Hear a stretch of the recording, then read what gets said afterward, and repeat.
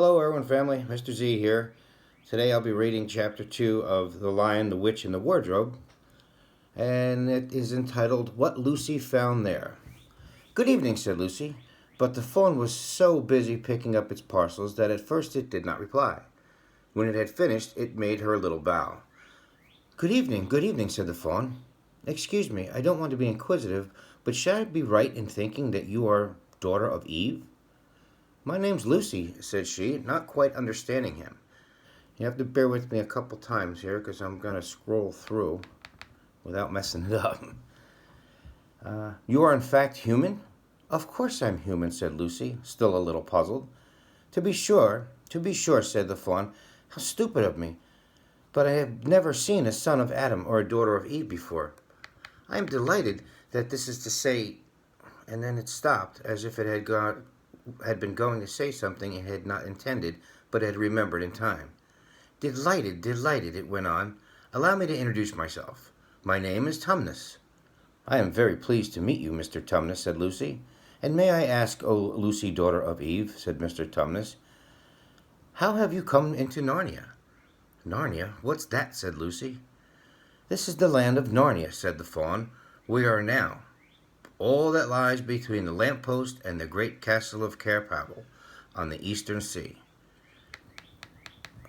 And you have come from the wild woods of the west.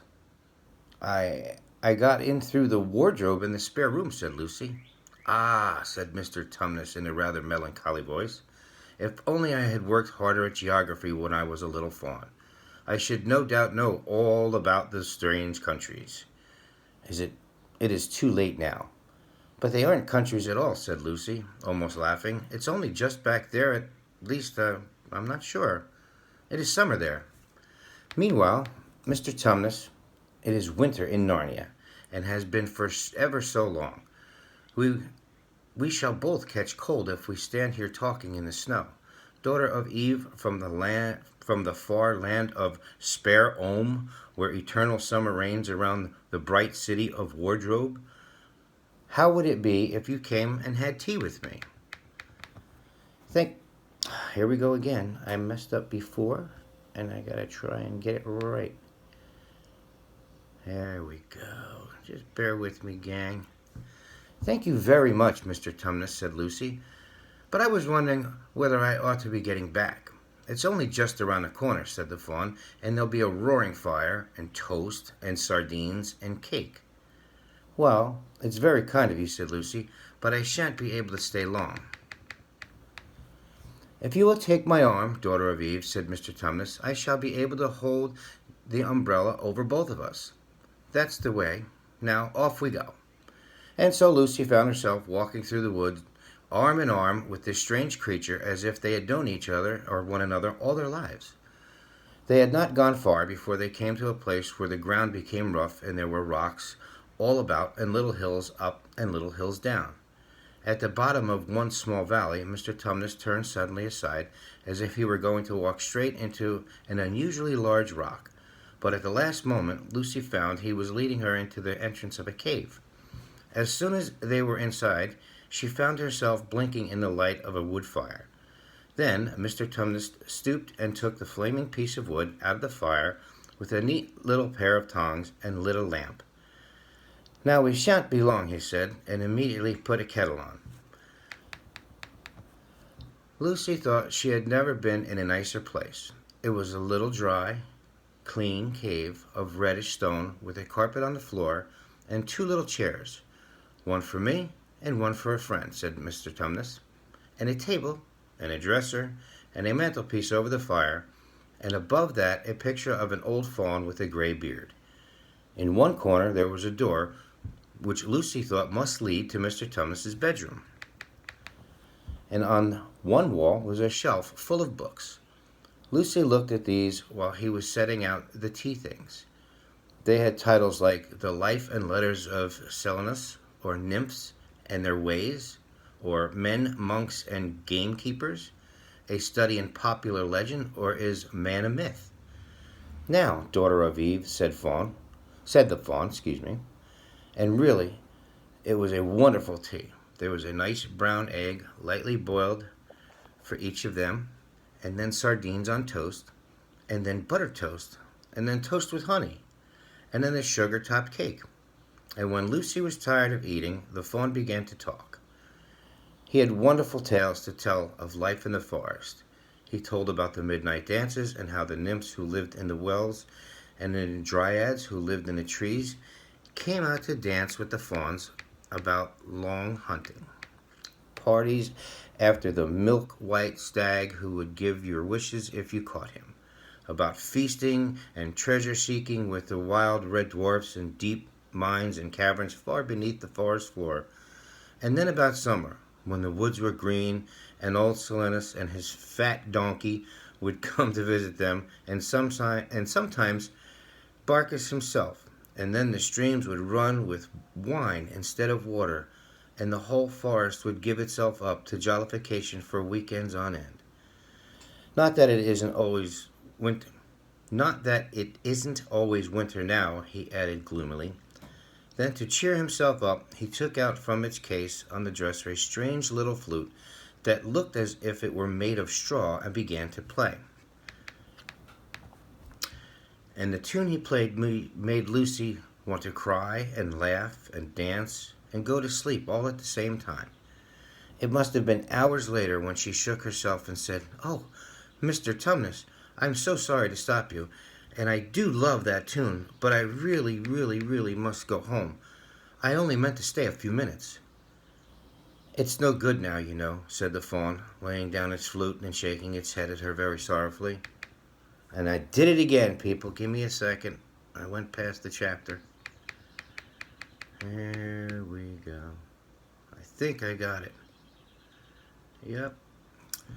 "No good," said Lucy, jumping up and feeling rather frightened. "What do you mean?" "I've got to go home at once. The others will be wondering what has happened to me."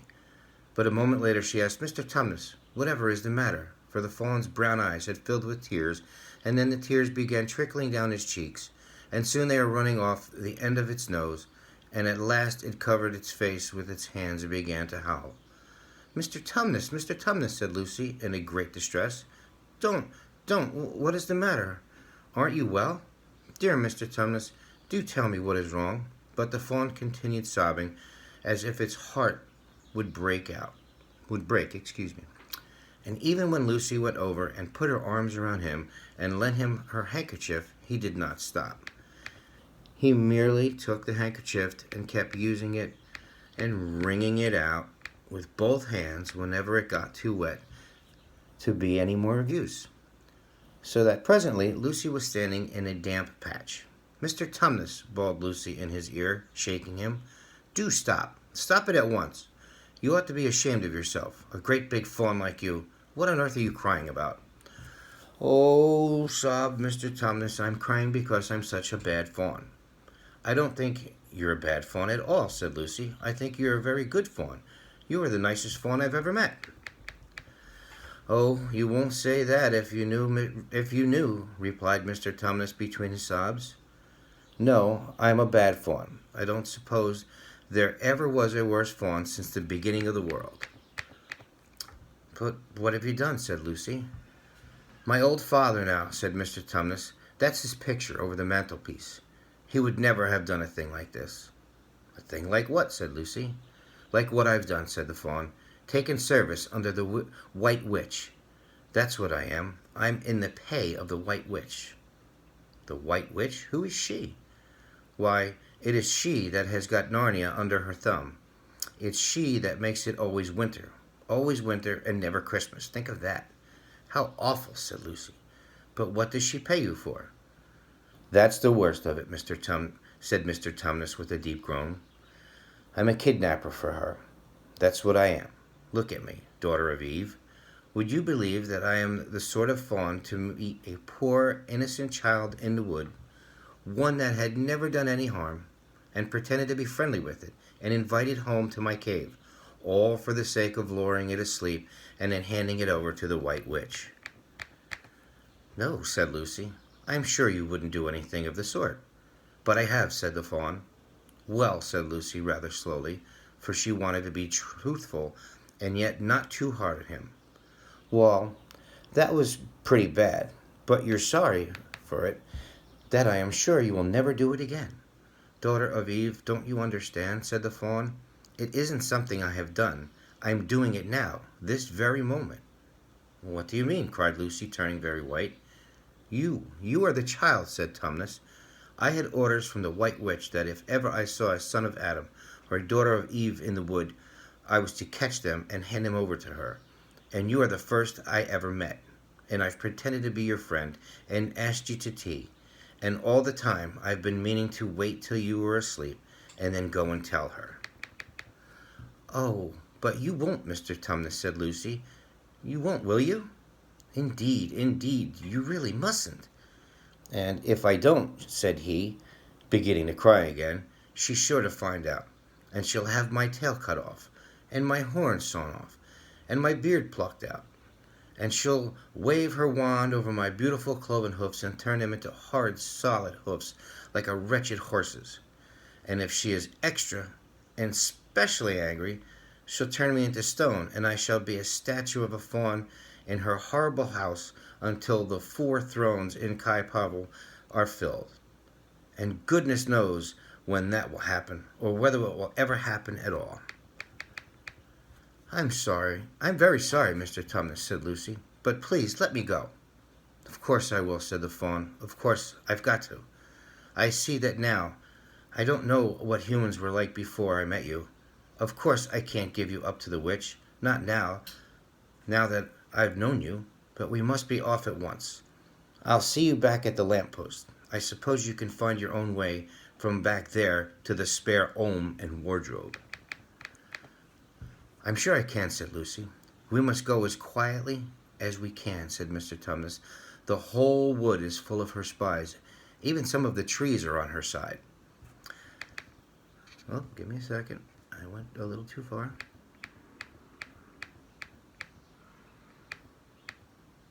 They both got up and left the tea things on the table, and Mr. Tumnus once more put up his umbrella and gave Lucy his arm, and they went out into the snow.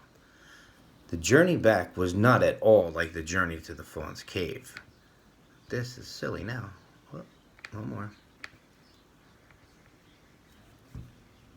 They stole along and quickly as they could without speaking a word. Mr. Tumnus kept to the darkest places. Lucy was relieved when they reached the lamp-post again.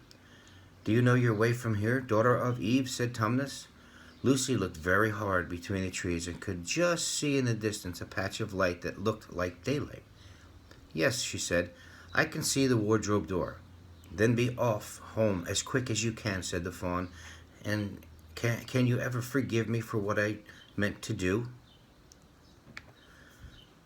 "Why, of course I can," said Lucy, shaking him heartily by the hand. "And I do hope you won't get into dreadful trouble on my account." "Farewell, daughter of Eve," said he. "Perhaps I may keep the handkerchief?" "Rather," said Lucy, and then ran toward the far-off patch of daylight, and quickly as her legs would carry her, and presently, instead of rough branches brushing past her, she felt coats instead of a crunching snow under her feet, felt wooden boards, and all at once she found herself jumping out of the wardrobe into the same empty room from which the whole adventure had started.